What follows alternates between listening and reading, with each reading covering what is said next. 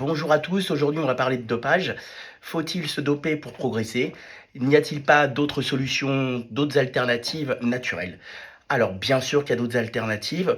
On va là aujourd'hui traiter d'un sujet assez simple et compliqué. Comment attiser naturellement son système hormonal? Le dopage, c'est ni plus ni moins que ingérer des choses de façon exogène, c'est-à-dire de façon extérieure, de façon à progresser.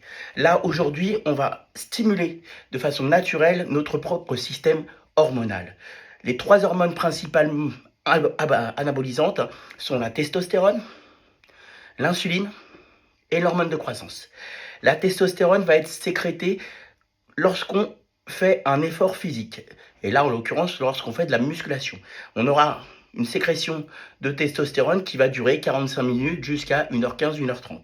Au-delà de ce laps de temps, la testostérone se casse la figure et il y a une autre hormone qui va tout défoncer, tout détruire, qui va prendre le relais, le cortisol. Donc l'idée, c'est de faire un entraînement relativement court, 45 minutes, et éventuellement de refaire un entraînement dans la journée. On sépare les deux entraînements de 6 heures et on va avoir deux pics de testostérone. Mais il faut vraiment respecter le laps de temps de 6 heures, sinon l'organisme n'aura pas le temps de régénérer cette fonctionnalité-là.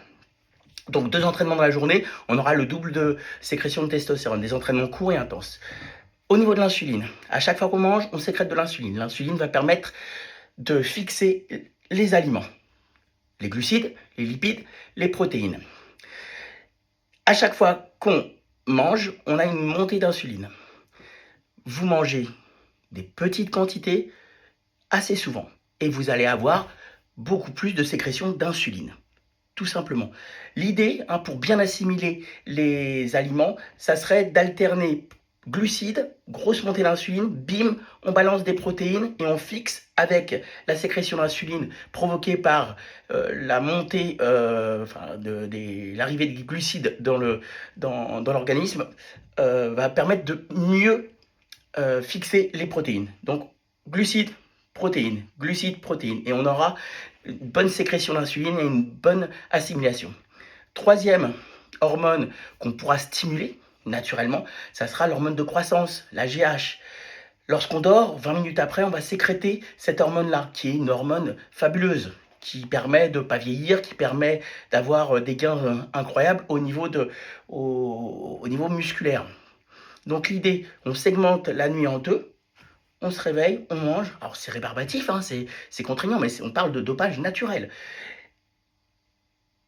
On reprovoque un endormissement et on aura 2 fois plus de sécrétion d'hormones de croissance. D'accord? On dort, 20 minutes après, on sécrète, on se réveille, on mange un peu, hop, insuline, on redort, on resécrète de l'hormone de croissance. Voilà comment stimuler votre système hormonal de façon naturelle. Certes, c'est contraignant, certes, ça demande de l'organisation et du temps, mais en activant ces 3 leviers, entraînement, alimentation, récupération et sommeil, on arrive tout à fait à progresser de façon très probante naturellement. Voilà, j'espère avoir répondu à cette question et puis vive la muscu et entraînez-vous et dur, ça reste la base. Au revoir.